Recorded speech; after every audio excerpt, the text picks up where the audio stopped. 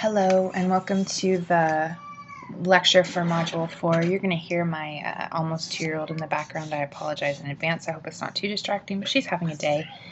And even though I'm in the other room, I'm sure you're going to hear her.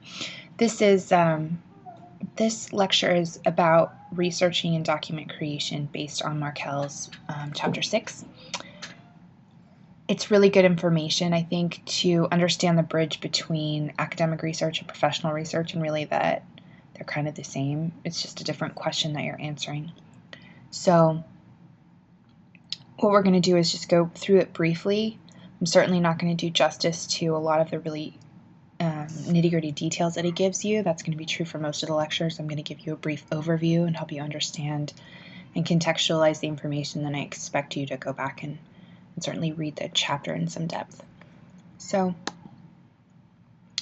we're going to talk about the types of research, the two types of research. The first is academic research, and the purpose of academic research is to answer a scholarly question.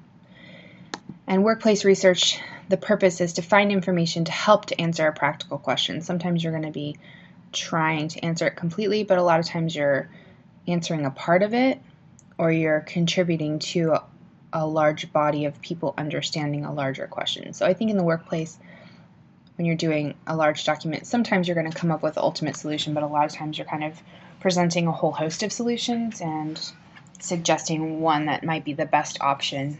There's rarely a concrete answer. Regardless of what research you're doing, the research process is the same. So the first step is to analyze your audience. This is a really important step. You need to know who you're writing for and what they know. If you don't understand what they know and what they're expecting from you, your document is going to miss the mark. Also important is to analyze the subject, and what that means is essentially to really understand what you and your team know about the subject and what you need to fill in the gaps with. You want to visualize your deliverable, and deliverable here would be the document that you're going to create. What do you anticipate that document being? For some workplace research, you may end up having multiple options. Perhaps it's not so formal that you can't do a memo. If it's going to be longer, you might have a multitude of reports that you might be able to provide, a proposal or a feasibility report. It really depends on what question you've been asked to answer. But you want to sort of figure out what that deliverable is going to look like, and then work out a schedule and a budget for completing it. Obviously, with academic research, you probably, well, not obviously, I guess for some academic research you may need a budget, but a lot of academic research you wouldn't. I suppose if you were writing a grant or creating some kind of project that was funded, then you would need to create a budget. But I'm thinking coursework kind of academic research. You really don't need a budget for that. You need to determine the information that you need in order to create your document, create your research questions, and then conduct secondary research. We're going to talk about what secondary research is in a minute. After that, you would conduct your primary research if that's applicable or appropriate. Evaluate the information that you've gathered, and then if you need to, conduct more research. The process is the same whether it's academic research or workplace research. So you should sort of feel comfortable with this. I'm sure that you've all done research in the process of getting your education. If you haven't, I'm shocked, and you will get your opportunity in this class, but most of you have. All right, so what are the guidelines for doing research in general?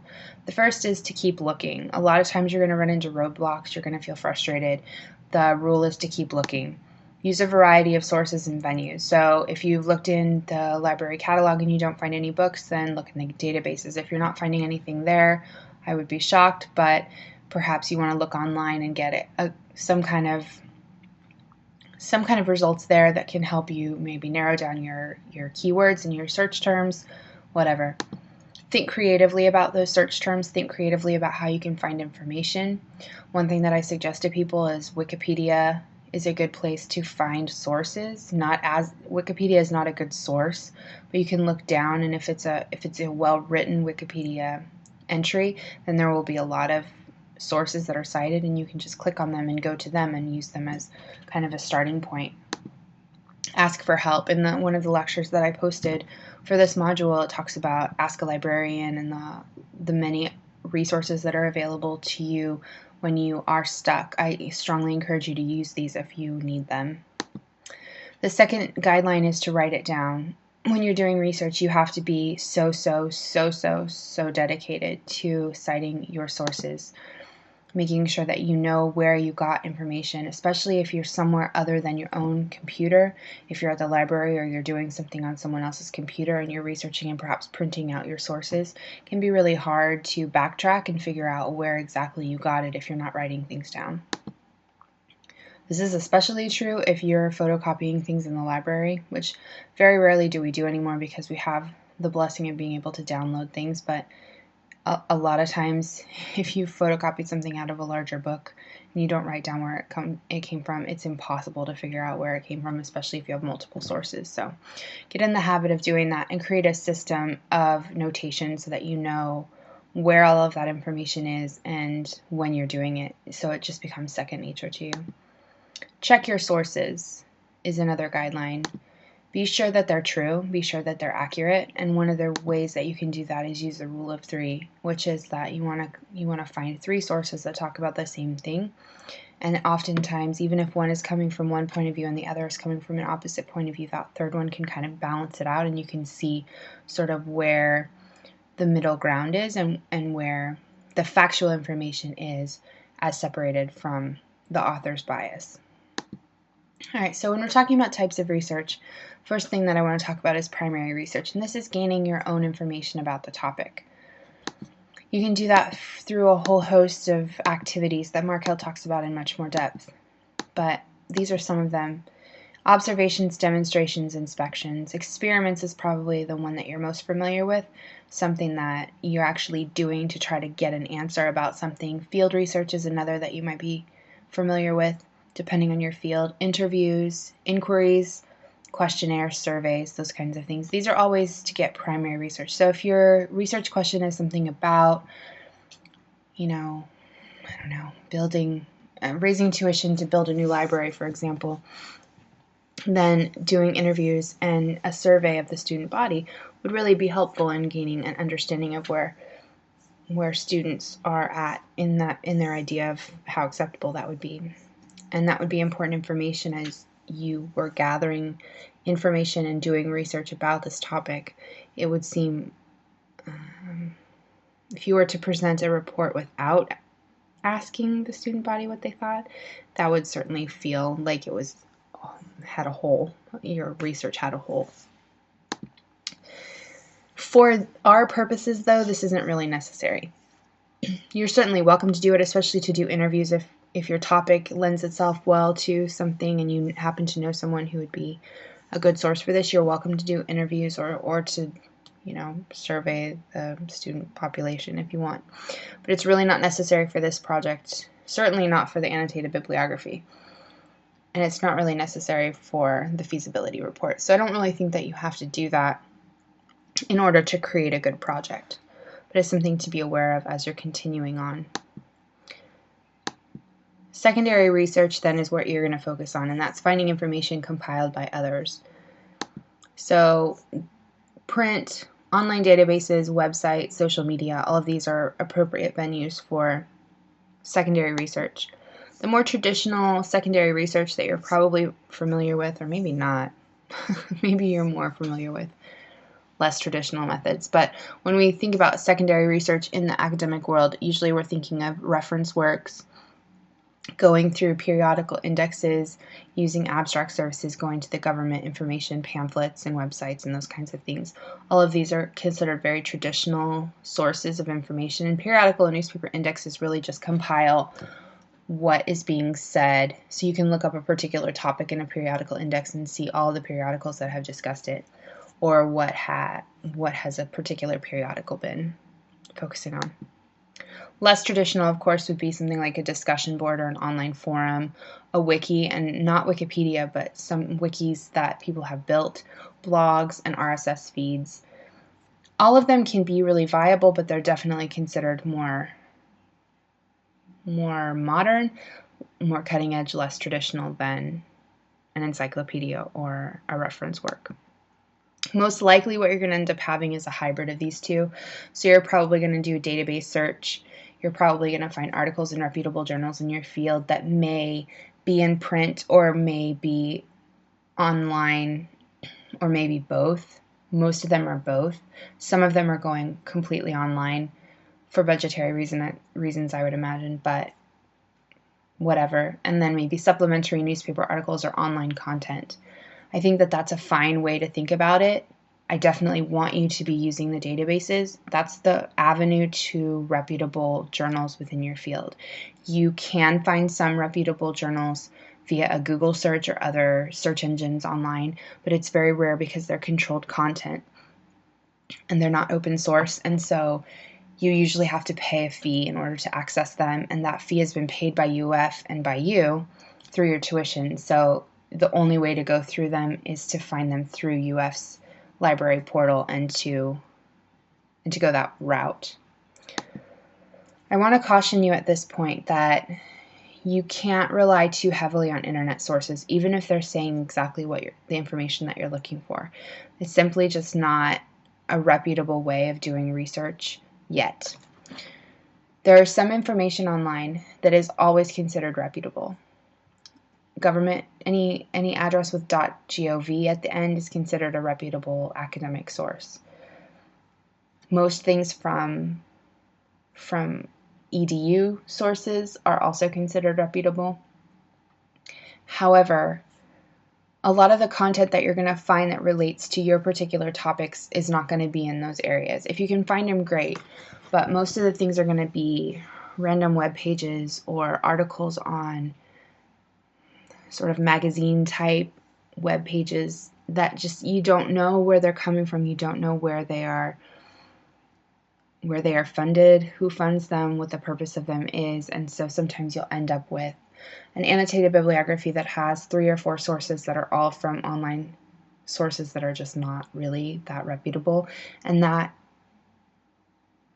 sort of defeats you before you start out. Okay, if someone looks at your sources and says, well, all they did was a Google search, you're not going to seem very credible. So really don't rely too heavily on internet sources. Use the internet, definitely use it as a resource, but use it as a way of getting to other good reputable sources, and think about balancing between traditional and less traditional options for your secondary research. All right, so when you get a lead on a source, I want you to always be asking yourself a few things as you're evaluating those sources. So always ask yourself, is this source accurate? Again, rule of 3, you want to make sure that what is in the source is accurate before you quote it. If you don't know, if you have any questions, I would really hesitate quoting or leaning heavily on that source. You can use it, but maybe don't use it as much as you would if you knew for sure that it was completely accurate. Is it unbiased? Again, this goes back to knowing who's behind the source. Any .com domain is funded by someone, and it's usually a business, and it can seem like it's a nonprofit. Most nonprofits are .orgs, but even a nonprofit has a bias. Okay, so you want to ask yourself, what's the purpose of posting this? Who is doing it, and what are they trying to accomplish? You need to know the bias. It doesn't mean you can't use the information. It just means that by knowing the bias, you're more aware of balancing that, or at least sort of putting a caveat in your research, in your own paper, in your own project, that, okay, this is from this source and this is their obvious bias, but I'm interested in this information for this purpose. Is it comprehensive? If it's not, then you know that you have more work to do. If it's not, you want to ask yourself why it's not, and then that kind of goes back to the accuracy issue. If it's not comprehensive, why not? And that may lead you to other problems. Is it technical enough? Is it too technical? This is a fine line that you're going to walk, okay? Mostly your audience is going to be a non-technical audience. There's always exceptions to that rule. If you're talking to someone within your field, of course you can be appropriately technical about your field. However, most of the time you're not going to be, and for our purposes, you're not going to be. So you need to be talking about technical issues without being so technical that you're losing your audience.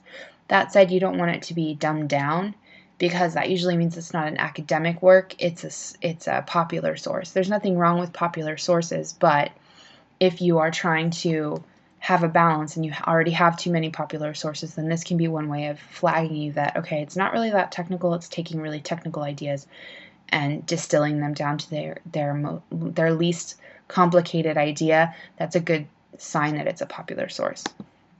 Is it current? The rule of thumb is if it's less than 10 years old, it's probably okay. Now, depending on the issue, that may be an even smaller window. So with most scientific kinds of things, 10 years is a really long time in science, as you guys well know. So if something has changed, if how to say this? If there's a field in which currency is the most important thing, it would be science, because it's constantly changing and there are constantly new discoveries and constantly new ideas. Even things like medical advice to parents about their children. I have this on the brain because we have a newborn. That has changed dramatically even in the last 5 or 6 years. So even car seat recommendations, for example, the American Association of Pediatrics, American Academy, I should say, of Pediatrics just changed that. And that's, that's pretty new. So if you're reading something that's 10 years old and it talks about car seats, that's not contemporary enough. You're going to date yourself and you're going to unmask yourself as not current if you are not aware of that. Is it clear? So a source should always be clear. Scientific sources are not sometimes always clear because it's just technical, and so they're expecting their audience to understand. But if it's clear enough to the audience to whom it is directed, then that's what's important. All right, so that's the basics of research, and what I'm hoping that you will do is take this as well as the other lectures that I posted, and you can compile your annotated bibliography from here. I'm going to post a clarification about the group work on our site, but please know that the annotated bibliography is an individual assignment, so I'm expecting each individual person in your group to submit a different annotated bibliography. You're not compiling one document and all turning it in. What you are doing, however, is meeting together in whatever form or fashion works for you, meeting together, figuring out which research question you're interested in from the feasibility report that I posted, and then going from there and splitting up your research responsibilities. So that's why this is a group assignment. It's kind of like a group brainstorm, and then you go off and do your individual things and come back. Later on, when you come back to the feasibility report, you come back and you have all of this research already completed, so it makes that task a little bit easier. Let me know if you have questions. Otherwise, good luck and happy researching.